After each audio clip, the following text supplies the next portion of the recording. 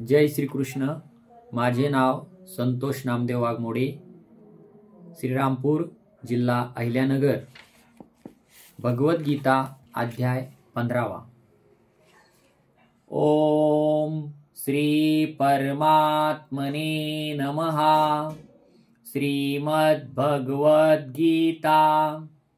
अथ पंचदशोऽध्यायः। श्रीभगवानुवाच ऊर्ध्वमूलमधःशाखम् अश्वस्थं प्राहुरव्ययम् छन्दांसि यस्य पर्णानि यस्त्वं वेद स वेदवित्। अधश्चोर्ध्वं प्रसृता तस्य शाखा गुणप्रवृद्धा विषयप्रवालाः। अधश्च मूलान्यनुसन्ततानि कर्मानुबन्धीनि मनुष्यलोके। न रूपमस्येह तथोपलभ्यते नान्तो न चादिर्न च समप्रतिष्ठा। अश्वस्थमेनं सुविरूढमूलम् असङ्गशस्त्रेण दृढेन छित्त्वा। ततः पदं तत्परिमार्गितं वै यस्मिन् गता न निवर्तन्ति भूयः। तमेव चान्यं पुरुषं प्रपद्ये यतः प्रवृत्ति प्रसृता पुराणी। निर्मानमोहा जितसङ्गदोषा अध्यात्मनित्या विनिवृत्तकामाः। द्वन्द्वैर्विमुक्ता सुखदुःखसंज्ञैर्गच्छन्त्यमूढा पदं व्ययन्तत्। न तद्भासयते सूर्यो न शशाङ्को न पावकः। यद्गत्वा न निवर्तन्ते तद्धाम परमं मम। ममेवांशो जीवलोके जीवभूतः सनातनः।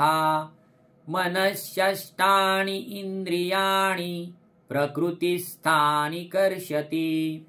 शरीरं यद्वाप्नोति यच्चाप्युत्क्रामतीश्वरः। गृहीत्वैतानि संयाति वायुर्गन्धानि वाशयात्। स्तोत्रं चक्षुस्पर्शनं च रसनं घ्राणमेव च। अधिष्ठाय मनश्चायं विषयानुपसेवते। उत्क्रामन्तं स्थितं वापि भुञ्जानं वा गुणान्वितं। विमूढानानुपश्यन्ति पश्यन्ति ज्ञानचक्षुषः। यतन्तो योगिनश्चैनं पश्यन्त्यात्मन्यवस्थितं। यतन्तोऽप्यकृतात्मानो नैनं पश्यन्त्यचेतसः। यदादित्यगतं तेजो जगद्भासयतेऽखिलम्। यच्चन्द्रमसि यच्चाग्नो तत्तेजो विद्धि मामकम्। गामाविश्य च भूतानि धारयाम्यहमोजसा। पुष्णामि चौषधिः सर्वाः सोमो भूत्वा रसात्मकः। अहं वैश्वानरो भूत्वा प्राणिनां देहमाश्रितः। प्राणापानसमायुक्तः पचाम्यन्नं चतुर्विधम्। सर्वस्य चाहं हृदि सन्निविष्टो मतः स्मृतिर्ज्ञानमपोहनं च। वेदैश्च सर्वैरहमेव वेद्यो वेदान्तकृद्वेदविदेव चाहम्। द्वाविमो पुरुषो लोके क्षरश्चाक्षर एव च। क्षरः सर्वाणि भूतानि कुटस्थोऽक्षर उच्यते। उत्तमः पुरुषस्तौन्यः परमात्मेत्युदाहृतः यो लोकत्रयमाविश्य बिभर्त्य व्यय ईश्वरः यस्मात्क्षरमतीतोऽहम् अक्षरादपि चोत्तमः अतोऽस्मि लोके वेदे च प्रथितः पुरुषोत्तमः यो मामेवमसम्मूढो जानाति पुरुषोत्तमम्